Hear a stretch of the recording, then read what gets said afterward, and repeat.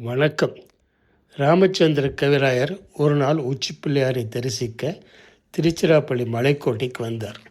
கோவிலின் கீழே இருந்த கடையில் பூஜை சாமான்களை வாங்கி கொண்டு மிச்ச பணத்தை வேட்டியில் முடிந்து கொண்டு படிகளில் ஏறி உச்சிப்பிள்ளையாரை தரிசித்துவிட்டு கீழே இறங்கி வந்தார். வந்தவர் இடுப்பை தடவி பார்த்தபோது வேட்டியில் இருந்த முடிச்சு அவிழ்ந்திருந்தது.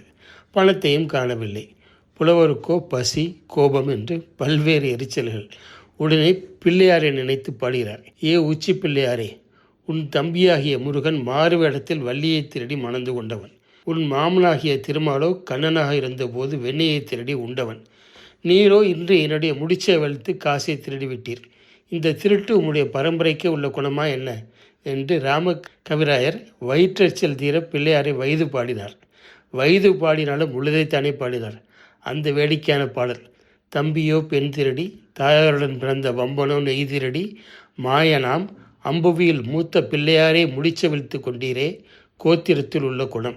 எந்த நேரத்திலும் எந்த ஒரு உணர்ச்சிக்கும் உடனே கவிபாடும் வன்மை நம் தமிழ் புலவர்களுக்கு இருந்திருக்கிறது. பிடித்திருந்தால் லைக் செய்து, சப்ஸ்கிரைப் செய்து பகிருங்கள். நன்றி, வணக்கம்.